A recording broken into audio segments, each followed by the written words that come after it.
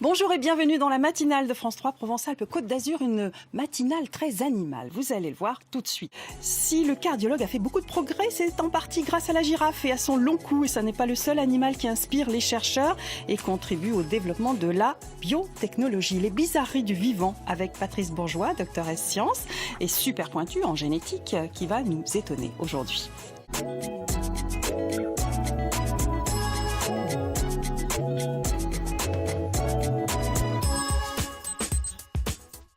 Alors les animaux, Patrice Bourgeois, il me dit oui les animaux, ils ont montré, on a jugé longtemps qu'ils n'avaient pas de raison, alors des neuroscientifiques internationaux affirment que tous les mammifères, y compris le poulpe, possèdent une conscience, sont sensibles au plaisir et à la souffrance, quelque chose que vous connaissez bien. Alors, surtout le poulpe, je vous en parlerai peut-être une prochaine fois Volontiers. parce que ça mérite une chronique. Carrément. C'est un animal très étrange, oui. Mais c'est pas pour aujourd'hui. Pas aujourd'hui, non. Voilà. Les bizarreries du vivant, grande source d'inspiration pour nos chercheurs. Certains organismes vivants étranges, pour ne pas dire bizarres, font avancer la technologie. Vous allez être surpris, et tout est vrai, là aussi. Patrice, on dit merci à la girafe et à son long cou. Qui dit merci? La cardiologie. Pourquoi? Alors, pourquoi? Tout le monde connaît la girafe, évidemment, et son ADN vient d'être séquencé dans le courant de l'année 2015. Et en fait, c'est un animal qui est extrêmement adapté, notamment au niveau du système cardiovasculaire. Pourquoi? Parce qu'elle a un cou de 2,50 m, voire 3 mètres selon les animaux, et elle a des pattes de 2 mètres. Et donc, ça pose plein de problèmes de circulation pour alimenter ce corps. Et donc, on a découvert... Oui, tout à fait, on s'en inspire pour l'homme. On a découvert qu'elle avait des parois artérielles très épaisses, qu'elle avait la possibilité de faire varier le volume de ses vaisseaux sanguins, le diamètre, très rapidement, beaucoup plus que nous. Elle a une pression sanguine 2 fois supérieure à tous les autres mammifères de la même espèce, de la même catégorie. Et donc, elle sert de modèle d'étude pour les cardiologues, pour comprendre quels gènes sont plus importants, quelles protéines fabriquées par les gènes pourraient être étudiées plus en détail, plus à fond, quelles sont les caractéristiques en fait précises, moléculaires de ce fonctionnement tout à fait spécial. Alors les militaires américains, eux, sont très contents et disent merci aux araignées. Si. Pourquoi? En fait, c'est étrange. Finalement, vous voyez, c'est pas des bizarreries du vivant, puisque la girafe, les araignées, c'est des animaux tout à fait courants qu'on a l'habitude de voir. Alors, les araignées, elles ont la propriété de fabriquer un fil, une toile que tout le monde connaît. Et l'avantage énorme il y a 2 avantages énormes de ces fils. C'est que, premièrement, ils sont entièrement naturels, puisque c'est les araignées qui le fabriquent. Donc, c'est des protéines. Donc, c'est totalement biodégradable. Et deuxième avantage, c'est les fils les plus solides qu'on connaisse. Alors du coup, depuis un petit moment, les différentes sociétés de biotechnologie ont essayé de cloner la protéine du fil d'araignée. Alors ils ont essayé d'abord dans une chèvre au Canada.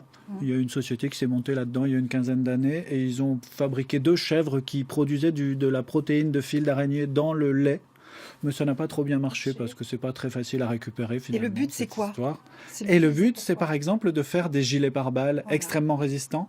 En fait, actuellement, les gilets pare-balles, ils sont faits en Kevlar. C'est un matériau dérivé du plastique, enfin peu importe, qui est très résistant. Le fil d'araignée est un peu moins résistant que le Kevlar, mais par contre, il est beaucoup plus élastique et beaucoup plus biodégradable et réutilisable. Et du coup, il donnerait des propriétés extraordinaires. Mais c'est pas tout. Ah bon? Avec les fils d'araignée, on fait aussi des cordes de violon, par exemple. On fabrique aussi des micro-prothèses cardiaques, toujours, donc encore le domaine de la cardiologie. Et il y a plein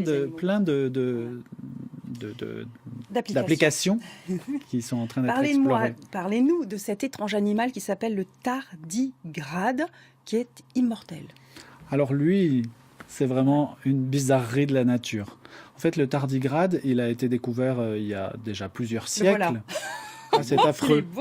Il faudrait le voir sortir sa petite trompe là. L'adoption aussi. Ouais. Oui, ça, je ne sais pas si on en voudra. Petit, je pense, En fait, c'est un petit invertébré qui est de la même famille que les insectes ou les crustacés, un peu plus éloigné sur un autre embranchement, qui mesure 1 mm de long et qu'on trouve un peu partout autour de nous.